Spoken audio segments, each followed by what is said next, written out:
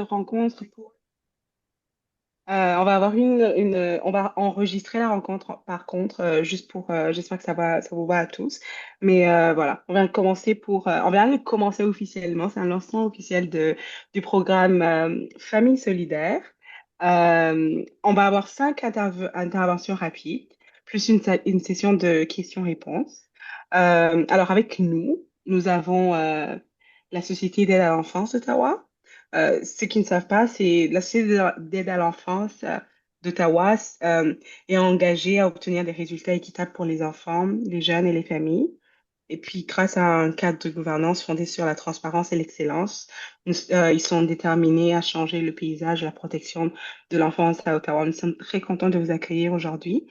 On a aussi avec nous Connexion entrelacée, qui va prendre un moment, qui va plus ou moins, s'ils veulent, intervenir dans la partie de questions et réponses. Mais pour le moment, je vais quand même commencer à introduire Madame Dancian, qui est avec Madame Spécios, qui sont les coordinatrices des familles solidaires. Donc voilà. Donc Madame Vinciane est la coordinatrice de Famille Solidaire et Madame Céciose fait partie du programme. Donc sans trop tarder, je vais donner la parole à Madame Vinciane qui va nous faire un petit mot et puis ensuite on va continuer par Parise Cormier. Et puis au fur et à mesure, je vais vous donner la parole et à vous introduire un peu. Alors Madame Vinciane, bienvenue. Merci La Gaëlle. parole est à toi. Bonsoir à toutes et à tous. Je m'appelle Vinciane Baltimana et je suis la coordinatrice dans tout nouveau programme de Burundi Orange qui s'appelle Famille solidaire. Merci d'être avec nous ce soir. Je veux commencer par une histoire vraie qui m'a profondément touchée et qui justifie pourquoi Famille solidaire est si urgent. C'est une histoire d'une jeune Burundaise aujourd'hui de 22 ans qui était déjà maman à 14 ans et qui a fui son pays et s'est retrouvée dans un camp de réfugiés. Des années plus tard, elle est arrivée au Canada avec sa fille via l'OHCR. Elle est arrivée seule et sans famille. Elle ne parlait que le Kirundi et le Swahili, pardon. Ici, elle espérait recommencer sa nouvelle vie dans son nouveau pays d'accueil. Mais elle s'est retrouvée isolée, en détresse. Elle ne savait pas vers qui se tourner. Les choses n'ont pas été simples pour elle. Dans un moment de crise, elle a été incarcérée. Sa fille aujourd'hui est dans le système de protection de l'enfance. Mais cet enfant est aussi en refuge, une mémoire vivante de tout ce que sa mère a traversé. Je l'ai rencontrée, je l'ai écoutée, je l'ai mise en contact avec une personne de confiance, une femme qui lui a ouvert sa porte simplement et avec générosité. Peu à peu, elle a retrouvé un peu de paix, un peu d'espoir. Cette jeune mère n'est pas un cas isolé, malheureusement. Dans le silence, il y en a d'autres, beaucoup de jeunes en détresse. Elles n'ont pas besoin de pitié, juste une présence, en geste, en lien. Ça suffit pour ne pas sombrer. Pour de multiples raisons, à Ottawa aujourd'hui, de plus en plus d'enfants burundais se retrouvent pour un temps séparés de leur famille et pris en charge par les structures étatiques. Ce sont des situations complexes, parfois liées à des difficultés d'adaptation, des incompréhensions ou des tensions intergénérationnelles. Ces situations arrivent à beaucoup de familles en migration. Mais quelle qu'en soit la cause, une chose reste certaine, ces enfants ont besoin de repères, de stabilité et surtout de rester connectés à leur culture et à leurs racines. Mais malheureusement, dans bien des cas, ces enfants sont placés dans des foyers d'accueil qui ne partagent ni leur langue, ni leur tradition, ni leur histoire. Alors, pendant ce temps déjà difficile, ils se retrouvent déracinés, déphasés, parfois même, Ça va. pardon, parfois même coupés de ce qu'ils sont profondément. Cela implique une They take adaptation de gender. leur part et de la part des parents quand ils seront réunifiés. C'est ici que notre communauté est interpellée, car elle peut faire toute la différence. Aujourd'hui, nous lançons un appel clair. Nous certons des familles burundaises à Ottawa prêtes à accueillir temporairement un enfant burundais dans le besoin. Ces enfants ont simplement besoin de répit, d'un endroit sûr, d'un foyer qui leur est familier, où on parle leur langue, où ils mangent ce qu'ils connaissent, où ils se sentent moins seuls. Accueillir un enfant, c'est pas remplacer ses parents. Ce n'est pas juger leur histoire, c'est offrir un cadre stable pendant une période difficile. C'est un geste de solidarité, un appui temporaire qui peut faire toute la différence. Pourquoi des familles burundaises? Parce que vous comprenez mieux que personne la culture, la langue, les réalités que vivent ces enfants. Vous pouvez les mettre en conscience. Vous pouvez rassurer aussi leurs parents que leur enfant est entre de bonnes mains. Oui, cela demande du temps, de l'engagement, mais ça change une vie et ça renforce notre communauté. Aujourd'hui, on vous demande d'écouter, de poser vos questions et de réfléchir parce que ce rôle est pour vous. Peut-être qu'il le sera demain, mais ce qui est certain, c'est que notre communauté a ce qu'il faut pour protéger ses enfants. Restons solidaires. Murakoze cyane, Imana ibahezagire. Mm. Merci beaucoup, Madame Vinciane. Euh, Si vous permettez, on va y aller directement. Madame Parise Cormier, vous êtes invitée, c'est une superviseure des ressources à la Société de l'aide à l'enfance. Elle va répondre à quelques questions qu'on établit. Donc, pourquoi certains enfants sont placés, quel est le rôle concret d'une famille d'accueil et les conditions pour devenir une famille d'accueil. Madame Parise, la placer à vous. Bonsoir tout le monde. Je ne sais pas à quel point vous voulez formaliser ou non. J'avais quelques diapos, mais je dois être honnête, j'ai jamais partagé sur Zoom. Fait que s'il y a quelqu'un qui peut me diriger, je peux l'essayer. Sinon, je peux juste parler, là. Fait que je suis ouverte à ce que vous pensez qui est mieux. Je vais juste vous dire, vous avez 15 minutes. Si vous OK, pensez que les fichiers peuvent passer ce temps-là, vous êtes bienvenu à demander l'accès pour le partage. OK. C'est vraiment à votre aise. Mhm. Euh, c'est vraiment juste 4 diapos. Là, je peux juste me guider, puis je vais parler. Je peux toujours vous les envoyer aussi si jamais vous voulez quelque chose à l'écrit là, qui est comme point de repère. Mhm. Euh, je voulais juste commencer juste en disant notre mission à l'aide à l'enfance, c'est vraiment de veiller à assurer la sécurité et le bien-être des enfants et des jeunes en renforçant tu sais, les capacités de la famille et du milieu où ils vivent. C'est notre premier mandat, tu sais. C'est certain qu'il faut assurer la protection. Il y a certaines situations qui nous amènent à ce que les enfants doivent être pris en charge et apportés dans un différent milieu, ce qui un peu nous apporte à discuter ce soir. Si ça vous La... dérange pas, vous Oui, pouvez carrément partager maintenant. Vous êtes le host, si ça prendra OK, pas. Mhm. OK. Le partage est juste à côté de réagir, juste en Euh, bas, tout en bas, audio, OK, vidéo. oui, je vois Voilà. maintenant. Merci.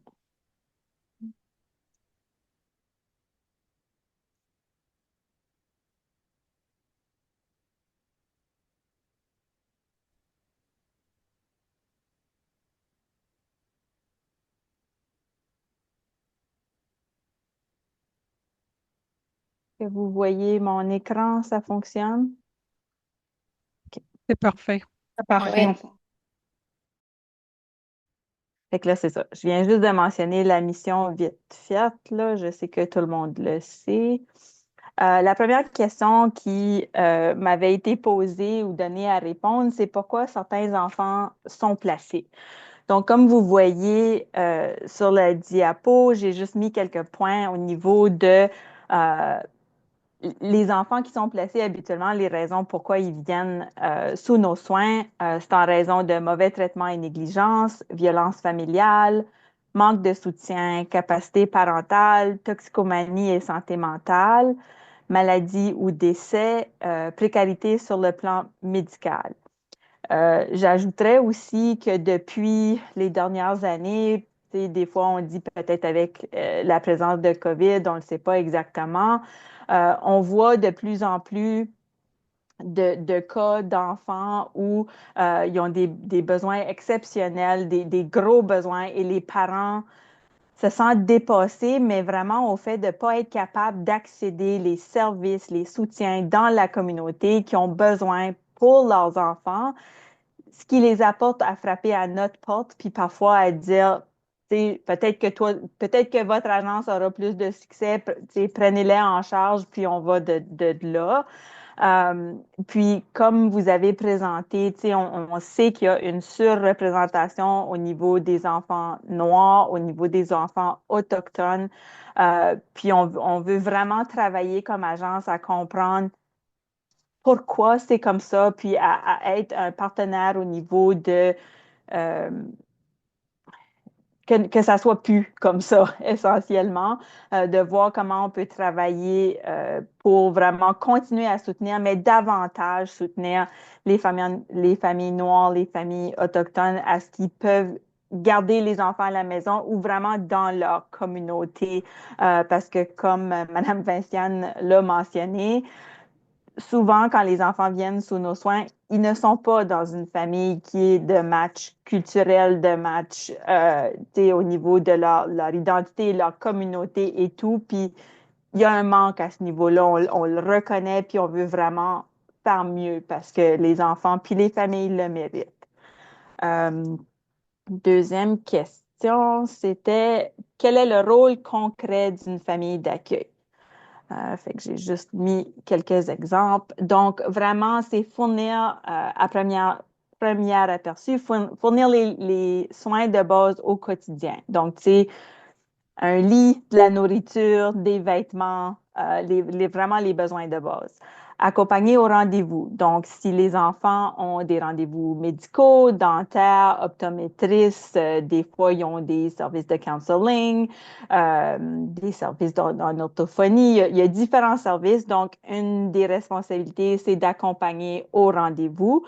J'ajouterais que dans certaines situations où les parents biologiques, ils vont également.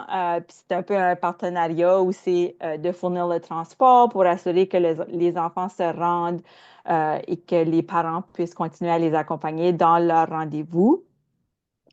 De maintenir le lien au niveau de l'identité, la culture, la communauté. Pour chaque enfant, je vous dirais que ça peut avoir de l'air différent, dépendamment de leur identité, leur culture, leur communauté, dépendamment comment vont les parents, dépendamment s'il y a de la famille élargie qui peut-être peut faire certaines choses, mais ne peut pas prendre les enfants de façon temporaire de tous les jours, mais qui peut quand même jouer un rôle. Fait que ça peut avoir de l'air différent. J'ai mis contacts familiaux parce qu'il y a également toujours des contacts avec les parents, mais ça peut comprendre la famille élargie ou des proches qui ne sont pas toujours des liens de sang, évidemment, mais qui sont significatifs pour l'enfant.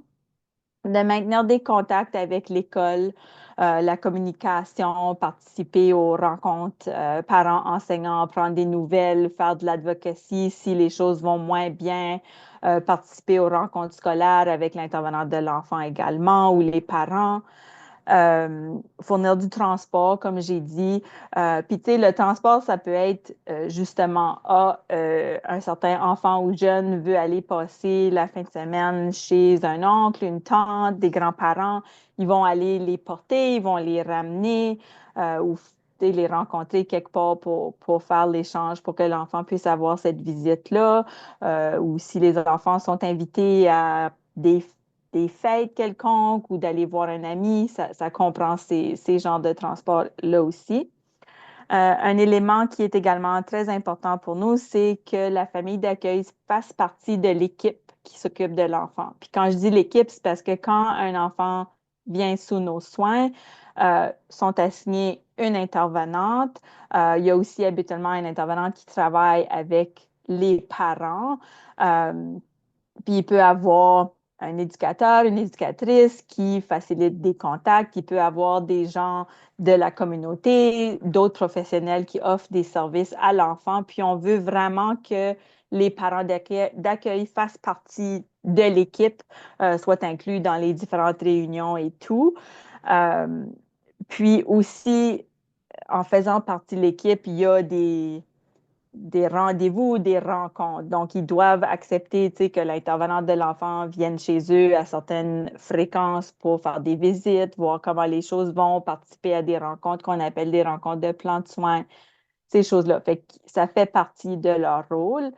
Euh, Puis un dernier élément que, qu'on se doit de mettre de l'avant, c'est de maintenir un foyer licencié puis de compléter certaines formations ou certaines exigences pour être considéré licencié. Ça, c'est associé à la législation, aux standards et tout, mais ça fait partie de leur rôle. Puis je le mentionne parce que parfois, ça peut être une barrière ou difficile.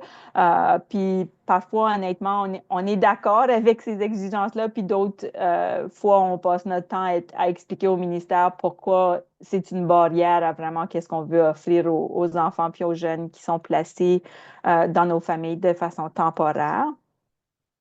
Troisième question, c'était les conditions pour devenir famille d'accueil.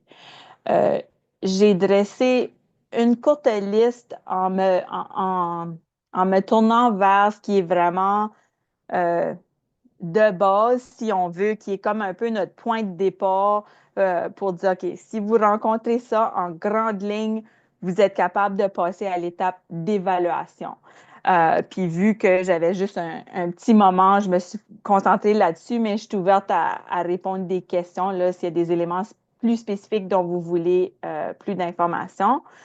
Donc, une famille d'accueil chez nous doit évidemment résider le territoire d'Ottawa, donc tomber sur notre territoire. Sinon, la famille serait référée à l'agence qui dessert le territoire où il habite. Il faut avoir évidemment plus de 18 ans. De ne pas avoir vécu aucun grand changement récent. Tu sais, puis ça peut être large, mais encore là, je dirais, euh, s'il y a des questions à ce niveau-là, les intervenants sont toujours ouverts à décortiquer les situations spécifiques des gens, puis d'aller creuser à savoir, c'était peut-être un grand changement, mais c'est peut-être réglé ou ça n'a pas un si gros impact qu'on peut aller de l'avant quand même. Euh, on dit style de vie stable et bienveillant. Ce qu'on cherche là, c'est que si les gens s'engagent dans le processus de une évaluation, puis aussi vers l'objectif d'être une famille d'accueil, c'est que ils sont relativement stables dans leur milieu de vie physique, dans leurs relations, les gens avec qui ils habitent, les gens avec qui ils entretiennent des relations quotidiennes stables au niveau financier autant que possible, au niveau emploi, qui vont pas tout à coup commencer à faire plein de gros changements dans leur milieu de vie juste avant d'accueillir un enfant ou juste après, parce qu'on sait que quand un enfant vient en famille d'accueil, ils ont déjà vécu trop de changements puis trop d'instabilité qu'on veut s'assurer le plus possible qui en vivent pas ou le moins possible dans la famille d'accueil pendant qu'ils sont là. L'espace possible dans le foyer et dans votre vie. Donc ça, c'était pour souligner que, évidemment, il y a certains critères au niveau d'espace physique. L'enfant doit avoir une chambre, un lit. Il y a certaines choses spécifiques au niveau de, mettons, qu'une famille d'accueil accueille une fratrie. S'ils sont de différents sexes, dépendamment de leur âge, ils peuvent ou ils ne peuvent pas partager une chambre. Donc, il y a différents critères au niveau de l'espace. Donc, il faut évaluer l'espace physique, puis après avoir une discussion avec la famille d'accueil pour dire, OK, ben, vous avez une chambre ou deux chambres, quel âge vous pensez qu'il serait bon. Il y a pas un système, mais ça fait partie de beaucoup de discussions entre l'évaluatrice puis les candidats potentiels à savoir comment ça pourrait fonctionner, puis c'est quoi les critères de base au niveau du foyer ou de l'espace physique. Puis on dit de l'espace dans la vie parce qu'on sait que ça prend beaucoup de temps, beaucoup d'engagement, beaucoup d'énergie pour s'occuper d'un enfant. Peu importe si c'est notre enfant, c'est l'enfant de notre frère, notre soeur, de notre famille ou un enfant qui vient d'être placé en famille d'accueil. Puis on veut vraiment s'assurer que les gens qui viennent chez nous ont la capacité, l'espace, l'énergie pour donner à cet enfant-là qu'est-ce qu'il a besoin puis qu'est-ce qu'il mérite pendant le temps qu'il est avec nous. Stabilité financière, c'est un autre élément. On n'a pas de critères au niveau, vous devez faire un certain salaire ou ces choses-là. C'est euh, plutôt que vous êtes capable, parce que parfois les parents d'accueil ont à débourser certaines choses pour les enfants avant que l'argent soit remboursé ou avant qu'ils reçoivent la prestation qui est offerte à un parent d'accueil par rapport à un placement pour un jeune. Euh, Évidemment, nous cherchons l'ouverture à l'équité, à la diversité et à l'inclusion avec toutes nos familles d'accueil, peu importe leur culture, leur identité. On veut vraiment qu'ils soient ouverts à tout le monde, à vouloir apprendre, à vouloir soutenir, offrir un milieu sécuritaire. Puis si ils ne sont pas un match culturel ou s'il y a des choses au niveau identité qui s'y connaissent moins, qui sont ouverts à être jumelés, soit avec une autre famille d'accueil qui peut les aider, soit avec quelqu'un dans la communauté qui peut venir soutenir. On veut vraiment que les enfants se sentent le plus en sécurité et à l'aise possible. Euh, Puis là, j'ai ajouté une bonne santé générale et un médecin de famille. Donc, encore là, un des critères qui est une exigence ministérielle, nous devons toujours avoir une référence médicale faisant partie de notre évaluation. Puis évidemment, il y a une partie de ça que c'est pour confirmer que les gens sont en état physique et au niveau de la santé mentale euh, capables de faire ce qui est demandé au niveau famille d'accueil. J'ai ajouté médecin de famille. Je vais faire une parenthèse parce que je sais que c'est très difficile si on n'a pas de médecin de famille d'en avoir un ces jours-ci. Il y a beaucoup de médecins qui prennent leur retraite, il n'y en a pas qui prennent de relève ou il n'y en a pas gros qui prennent des patients. Euh, je vous dirais que c'est un défi chez nous parce qu'on a vraiment besoin d'une référence médicale, mais on essaye d'être le plus créatif possible à voir comment on peut en obtenir une, tu sais, d'une clinique. Si les gens vont à la même clinique depuis toujours, mais ils n'ont pas un médecin spécifique, de voir si on pourrait les faire rencontrer une infirmière praticienne. On veut vraiment être créatif. Fait que je veux pas que ça soit vu comme un embûche, mais je voulais quand même le présenter comme ça sera peut-être quelque chose là qu'il faudrait être plus créatif, dépendamment de la famille qui vient de l'avant s'ils n'ont pas de médecin de famille d'assigner en avance. Fait que je pense que c'était ça. Je vais Oui. arrêter de partager si je suis capable. Euh, Merci beaucoup pour le partage. On vient quand même de faire le tour de toutes les questions. Maintenant, on va accueillir Allegra pour les prochaines 5 minutes. qui va nous parler des traumatismes liés au placement. Bienvenue, Allegra. Est-ce que vous pouvez enlever, je pense que je partage encore, mais ah oui, excuse, désolée, je viens Non, c'est de correct. trouver. Merci. Bonjour, est-ce que vous m'entendez? Oui, on t'entend bien, on vous entend bien. Merci. Euh, je vais vous parler des traumatismes qui peuvent arriver lorsqu'un enfant est placé en famille d'accueil. Euh, Parmi les traumatismes qui peuvent arriver, on considère les traumatismes émotionnels, psychologiques et culturels. Si on regarde les traumatismes émotionnels et psychologiques, il y a un traumatisme d'attachement qui peut arriver quand l'enfant est séparé de sa famille biologique. Ça peut entraîner un deuil pour l'enfant. Et les placements en famille d'accueil, en particulier si ce sont plusieurs placements qui se font, peuvent aggraver ce phénomène en créant un sentiment d'instabilité. Culturellement, il peut y avoir une confusion identitaire qui peut se passer pour ces enfants-là. Les enfants, et plus particulièrement les adolescents, sont souvent confrontés à des questions d'identité. Donc, surtout lorsqu'ils sont placés dans des familles d'origine culturelles, ethniques ou religieuses différentes. Et ils peuvent ressentir une pression à s'adapter à la nouvelle identité et se sentir divisés entre les deux cultures. Donc, il y a une perte et un deuil qui peut se faire pour ces enfants-là. Par rapport au déplacement culturel, quand un enfant est placé dans une culture qui est autre que la sienne, il y a une perte des pratiques culturelles. Euh, les enfants sont habitués à certaines traditions, à de la nourriture, à une religion, à des valeurs qui sont propres à leur communauté. Euh, et il y a une perte qui se fait quand ces enfants-là sont placés dans des familles qui sont d'une autre communauté.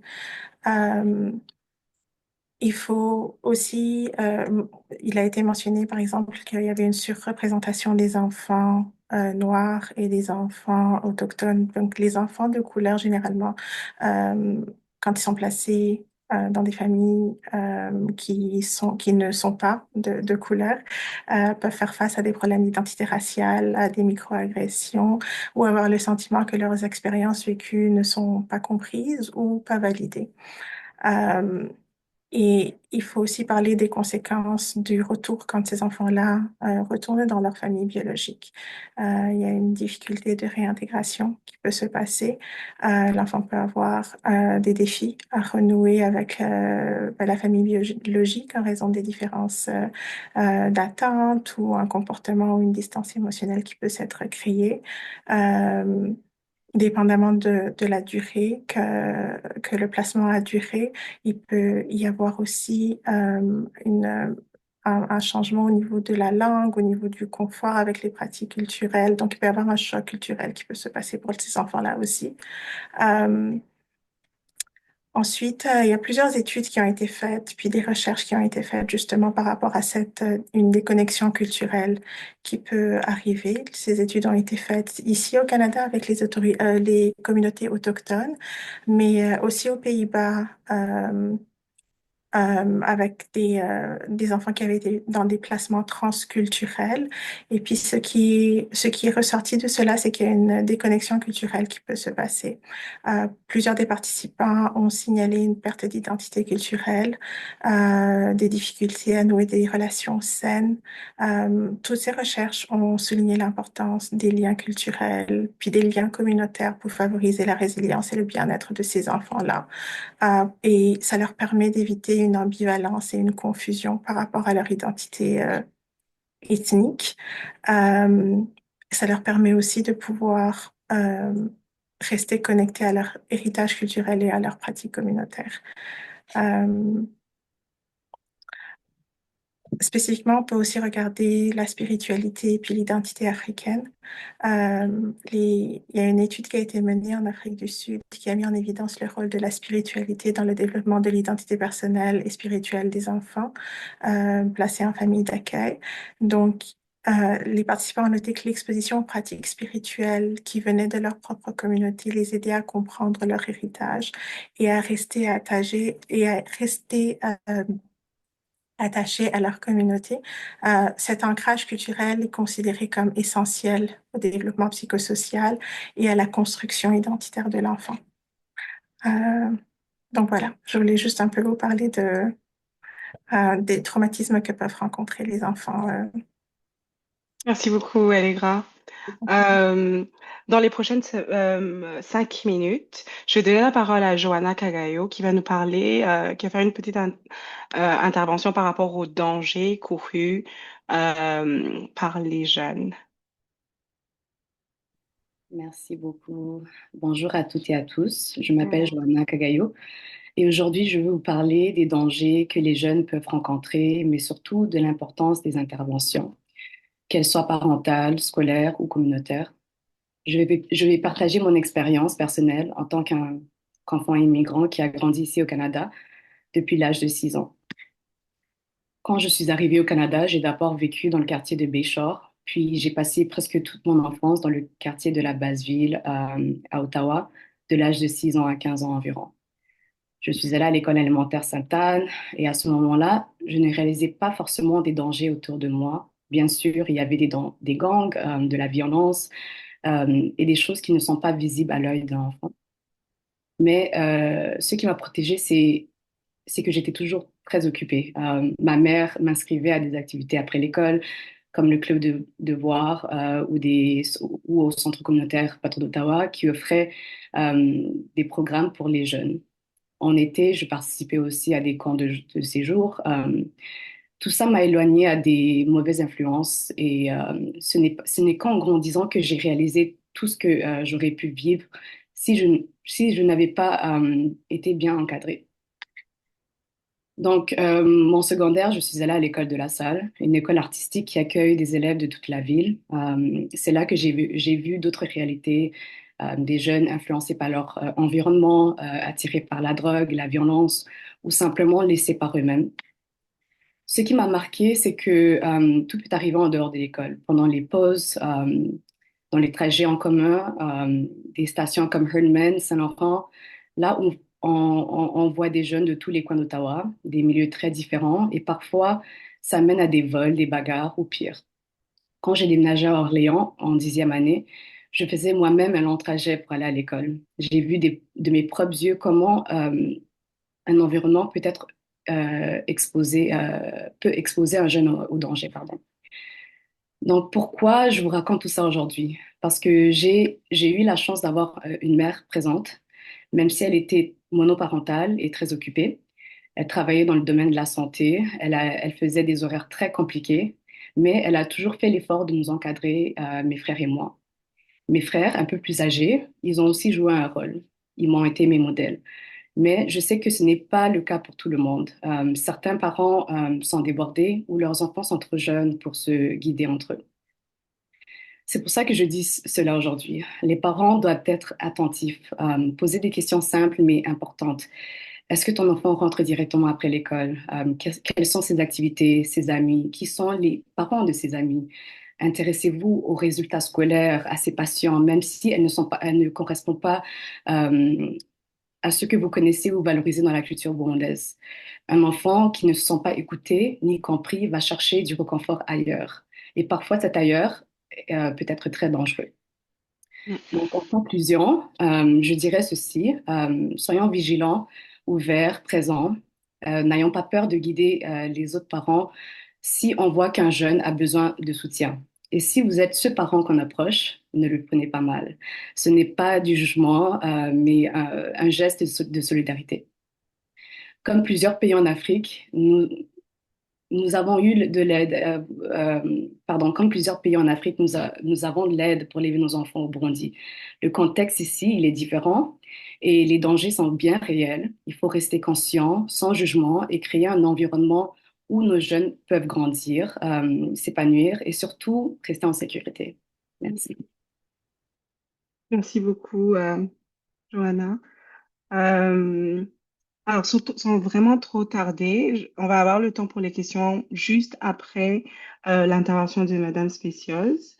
Je vais lui donner aussi 5 minutes pour parler sur le sujet de briser les idées reçues sur les enfants placés. Mhm. Merci beaucoup. Bonjour, bonsoir à tout le monde. Je vais être très rapide. Euh, En fait, après avoir entendu ce que les autres ont dit, je me suis dit, est-ce que c'est vraiment pertinent encore que j'intervienne? Mais je vais quand même dire ce que je pense qui peut s'ajouter à ce que les collègues ont dit. Je pense que du fait que je vais d'abord me présenter. Je suis à la retraite après avoir travaillé pour l'UNICEF pendant 22 ans, après avoir travaillé aussi au Burundi dans d'autres services. Donc, je me suis dit que ce qu'on apprend dans sa vie professionnelle, on peut la mettre à contribution pour sa communauté à la retraite. Et là, je pense que j'ai trouvé un espace. Cet espace, c'est lequel? C'est ici parce que nous avons, comme nous venons d'entendre Johanna et puis Paris qui nous ont parlé de ce que fait le service, les services gouvernementaux pour aider les communautés.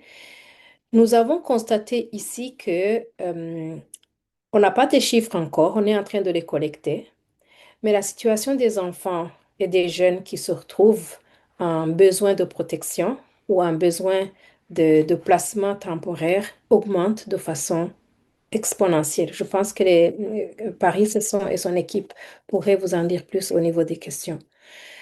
Nous avons une communauté qui s'agrandit. Nous avons une communauté qui a des ambitions aussi. Rappelez-vous, lorsque chacun est venu, il vient avec une ambition pour lui et pour sa famille. Mais le stress de l'intégration, le stress de chercher de quoi vivre, de quoi nourrir ses enfants, de quoi envoyer au pays, parce qu'on sait aussi comment ça se passe. Et là, vous êtes au courant aussi, je sais que vous suivez les informations. Là, en Amérique du Nord, ça ne va pas aller très bien dans un proche avenir. J'entendais hier à la radio qu'on parle de récession qui serait probable. Donc, cette lutte que nous avons pour pouvoir survivre nous-mêmes en tant qu'individus, va affecter notre capacité des familles dont Madame Paris a parlé tout à l'heure à pouvoir à prendre en charge correctement nos enfants. Non pas que nous sommes des mauvais parents, mais que nous sommes en train de nous battre contre le stress externe pour pouvoir justement euh, leur créer un espace pour s'épanouir. Mais on est de plus en plus épuisé, on est de plus en plus dépassé. Heureusement qu'on a les services de l'État qui aident, qui nous organisent. Heureusement que nous avons cet aspect de solidarité que les Burundais ont toujours eu et que nous avons une fierté aussi. La plupart de ceux qui sont venus il y a longtemps savent que quand on parle de Burundais, ça fait respect, ça fait travailleur, ça fait digne. Et nos enfants qui sont par accident dans le besoin temporaire d'être placés, il faut pouvoir les récupérer quand la crise va passer. Parce qu'une crise, elle ne peut pas durer indéfiniment. C'est pour cela, je soutiens Vinciane qui en appelle à notre solidarité, qui est toujours traditionnelle, qui est là, qui est aussi notre charité. C'est vrai que cet enfant que nous allons accueillir ne nous demande pas ça, mais c'est nous qui le donnons parce que ça nous fait aussi du bien de faire du bien aux autres. Et cette solidarité va pouvoir nous permettre de continuer à briller, de soutenir les autres membres de notre communauté, les parents qui n'arrivent pas, qui ont passé une crise, et quand ils vont se relever, ils vont se relever avec leurs enfants, ils vont récupérer leurs enfants. Et le plus d'avantages que nous avons à les avoir dans notre communauté, c'est que la culture va continuer, la langue va continuer, le bougari va continuer. C'est pas quelque chose d'autre qui va se créer dans la tête de l'enfant. Donc, sincèrement, je vais m'en arrêter ici parce que je vois que le temps presse, mais c'est ça que je voulais ajouter. Et j'ai quelques questions aussi pour Madame Paris quand la session va venir. À vous, merci.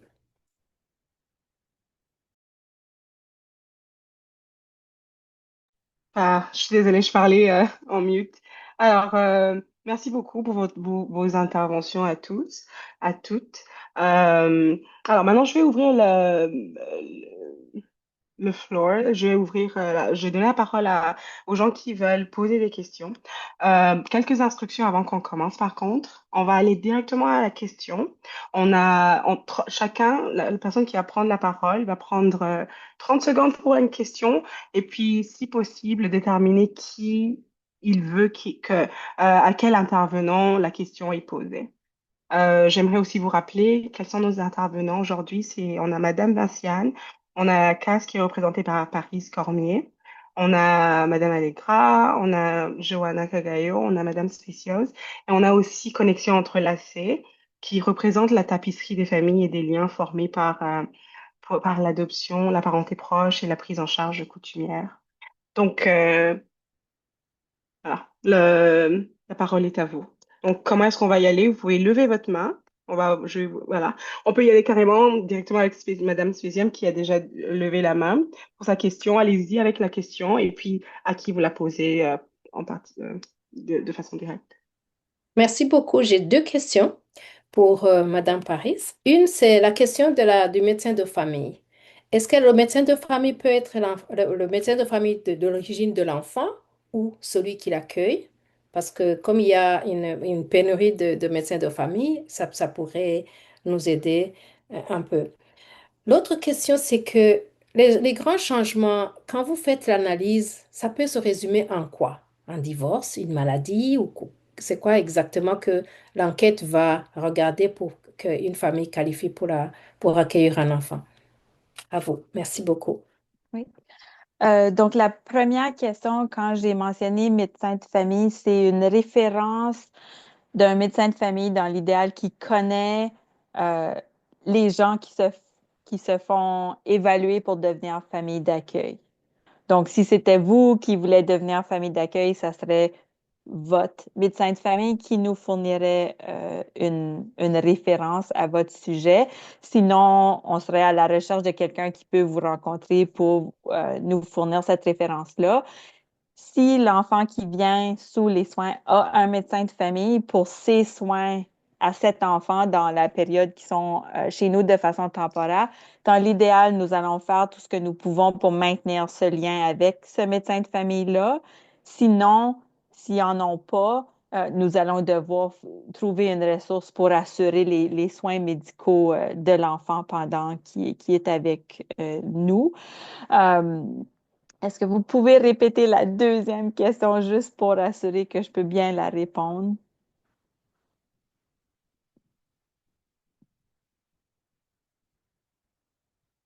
Je pense que vous avez dit Je vais qu'est-ce qu'on... répéter pour toi, Oui, Paris. Elle a merci demandé Yvette. au niveau de la question des grands changements pour la famille d'accueil. Qu'est-ce que vous voulez dire par les grands changements? OK. Euh, donc, c'est plus... euh, ça serait... On ne voudrait pas que quelqu'un euh, vienne chez nous pour dire on voudrait se faire évaluer en tant que famille d'accueil, mettons, au milieu d'une séparation conjugale ou d'une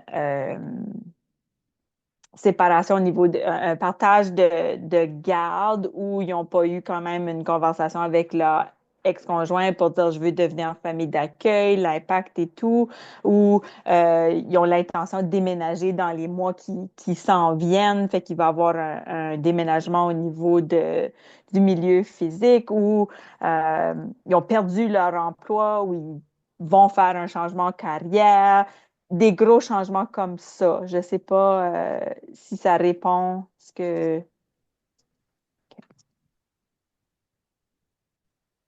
On a des questions qui ont été posées sur la messagerie. Par contre, je vous prie de bien spécifier à qui vous posez ces questions, comme ça va être plus rapide. Il y a Nadia et Aurore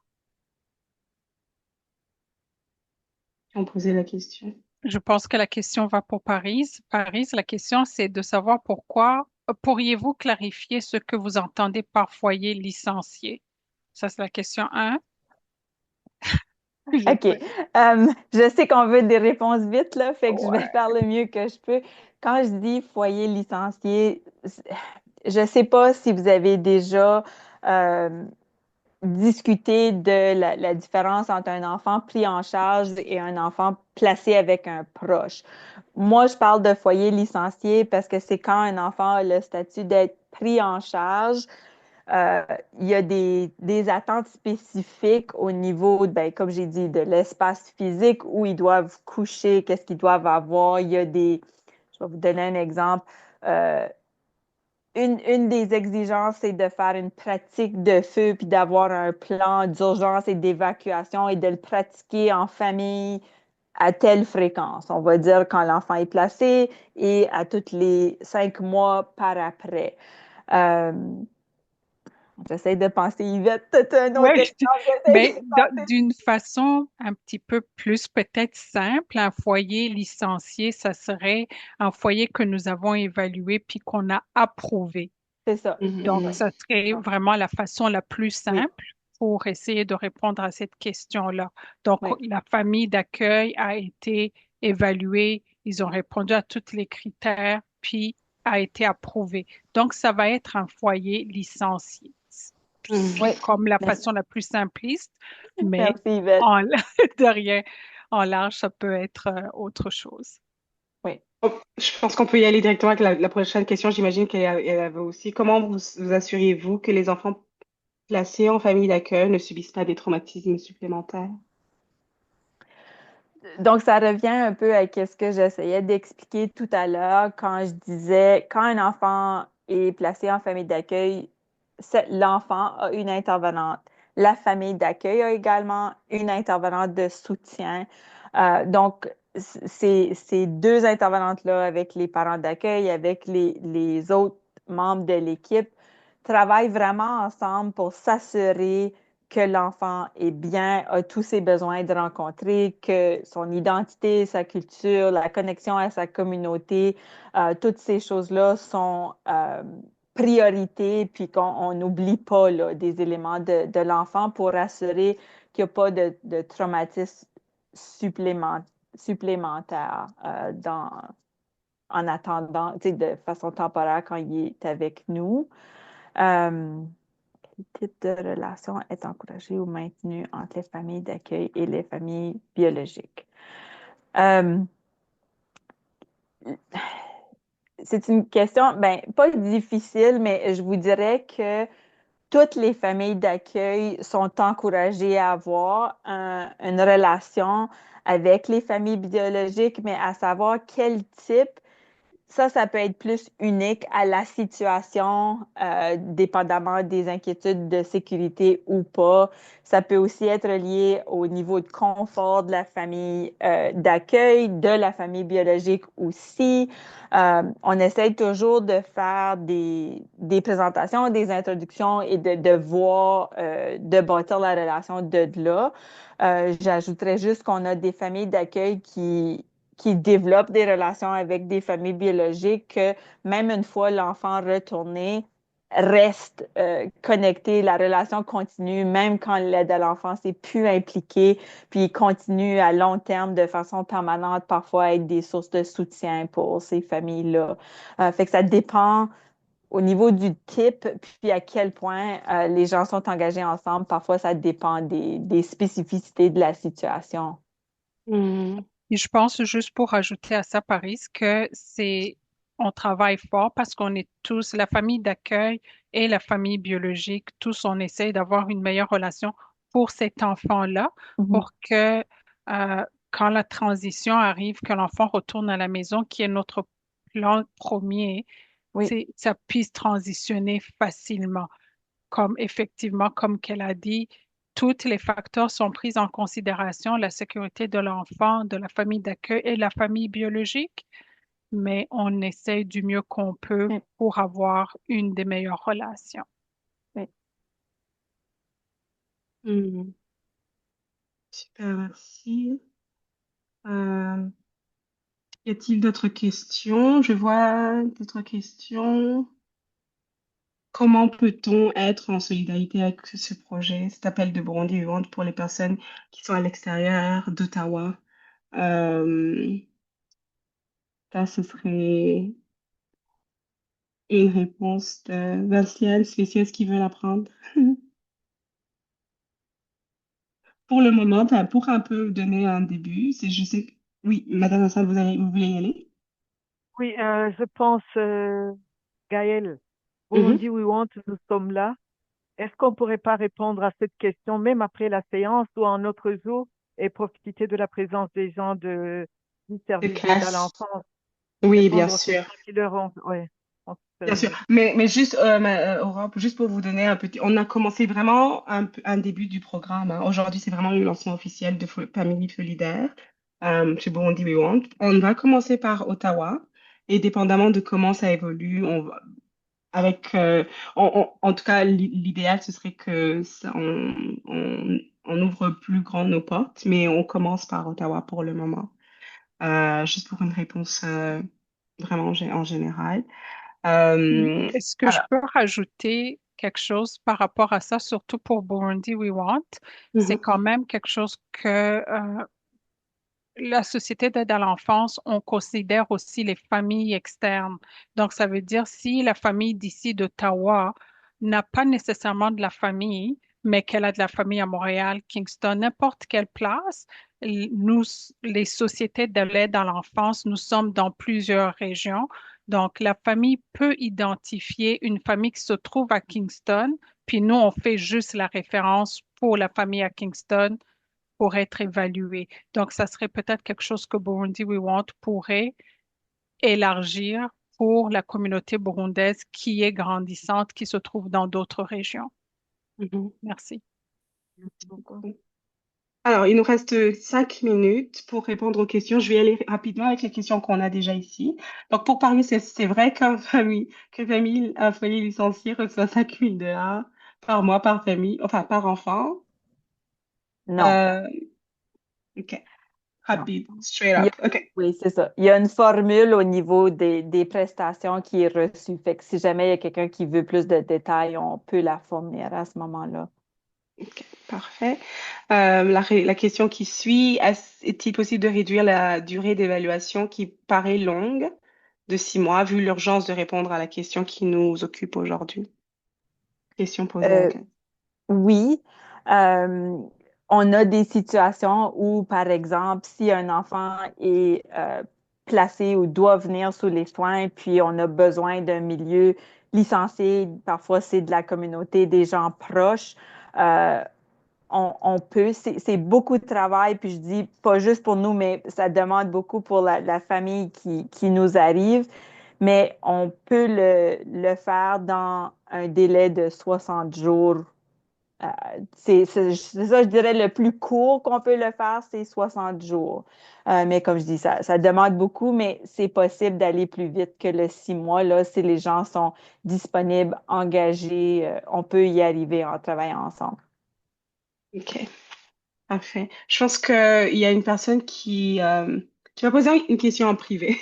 Est-ce qu'on est-il possible de savoir les raisons pour lesquelles il se trouve dans des enfants qui se trouvent dans le besoin d'être placés, s'ils sont burundais, hein, dans notre cas, si, les raisons pour lesquelles ils se trouvent dans cette situation. Euh, Est-ce qu'il y a-t-il une structure déjà en place et est-ce que les choses changent une fois arrivés ici? La personne qui avait posé la question, je vous invite aussi à la poser en vague. Je suis désolée, je ne sais pas si vous comprenez la question. Hmm. Je peux Comment? y aller, Gaëlle, pour clarifier Oui. la question. En fait, je me demandais parce qu'il y a Burundi We Want et puis il y a Burundi We Can, parce qu'au Burundi, les enfants, c'est dans le noyau familial, puis c'est sacré, puis c'est une valeur. Alors, ma question était de savoir, vu qu'on est déjà rendu ici, il y a eu un support pour arriver ici, est-ce que les choses changent pendant que ces enfants arrivent ici ou c'est quelque chose qui sont venus avec?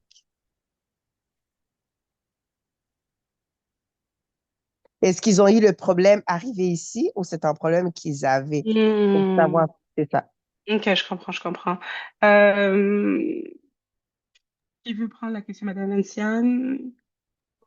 Oui, c'est un problème le fait est que le problème, on le constate arrivé ici, mais comme je l'ai dit au départ, c'est lié à beaucoup de choses. Et Madame Spence aussi l'a dit, c'est lié au fait que on vit dans une situation de stress, une situation dans laquelle les parents et les enfants ne vivaient pas au pays. Ça change évidemment quelque chose dans leur relation. Ça peut venir aussi du changement intergénérationnel. On n'évolue pas au même niveau. Un jeune de 15 ans, en poussant, il n'évolue pas au même rythme que son père de 45 ans. Il y a des accrochages parce qu'il n'arrive pas à s'adapter.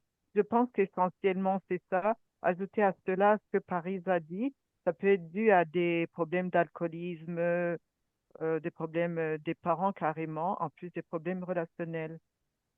Je ne sais pas si Hmm. j'ai répondu à votre question, madame.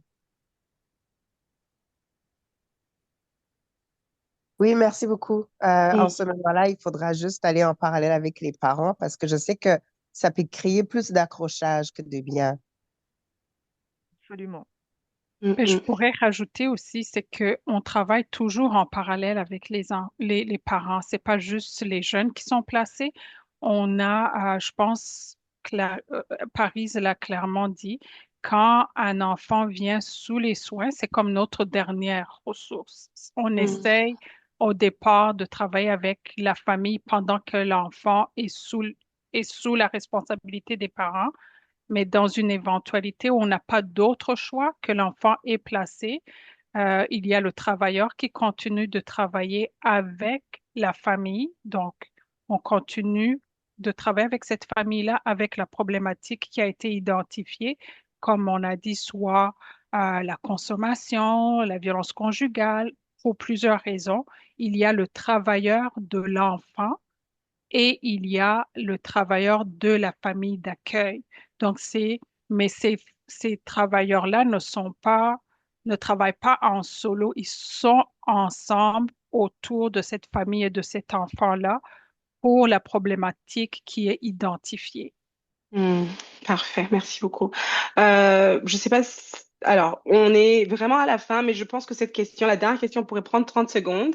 Quand c'est une entente entre la famille, donc deux familles, un parent qui a eu un souci et une autre famille d'accueil qui accepte de l'accueillir, à quoi se limite l'intervention de la CAS? Euh, donc, est-ce que la CAS intervient à ce moment-là ou elle intervient plus tard, si c'est vraiment deux familles qui s'entendent entre elles pour aider un enfant? Si c'est un plan familial, puis que l'aide à l'enfance, mettons, a été euh, appelée pour venir évaluer et qui ont évalué que le plan fait entre les deux familles arrive à bien remplir les besoins de l'enfant et que l'enfant est en sécurité et que l'aide à l'enfance n'a pas besoin d'intervenir davantage ou de soutenir davantage et ferme le dossier, les deux familles continuent le travail ensemble pour le bien-être de l'enfant qui pourra probablement éventuellement retourner chez les parents ou même faire le va-et-vient entre les deux familles sans qu'on soit impliqué. Parfait. Merci beaucoup. Euh, Merci pour pour être venu. La prochaine étape maintenant, après la séance d'information, comme vous avez vu en vous joignant au Zoom, vous avez mis votre nom, votre courriel. Donc, les prochaines étapes vont vous être fournies. À ce moment-là, si vous voulez si vous voulez participer au programme de famille solidaire, si vous voulez aider les enfants placés, si vous voulez en savoir un peu plus, on vous donnera toutes les informations juste après cette information. En tout cas, cette information, cette session d'information était vraiment pour qu'on puisse se réunir sur la même table virtuelle pour en parler, pour dire enfin, pour mentionner qu'il y a ce besoin en ce moment que c'est venu dans notre communauté et que on a besoin de faire quelque chose à propos de ça. Merci beaucoup. J'espère que j'ai bien répondu, Nicole. Vous allez recevoir un courriel ou des informations qui vont suivre dans votre courriel que vous nous avez donné en entrant dans ce Zoom. Maintenant, je vais clôturer. Si vous permettez, je vous remercie bien à tous de nous avoir donné votre heure, votre temps, votre attention et d'avoir posé des questions. Merci à la CAS d'être venu, d'avoir donné toutes les informations qu'il y avait besoin. J'espère que vous resterez disponible pour des questions éventuelles futures. Yvette, est-ce que vous levez la main ou excusez-moi? Je voulais juste te dire bravo. Ah, merci à Bondi. En tout cas, merci à Madame Vinciane et Madame Cissette pour la merveilleuse idée. Moi, je suis juste que elles sont des coordinatrices et puis on vous remercie à tous d'être venus. Bonne soirée à tous. Merci. Merci. Bonne soirée. Et, Bonne soirée. merci, bonne soirée. Bye bye. Ok, bye. Bonne soirée.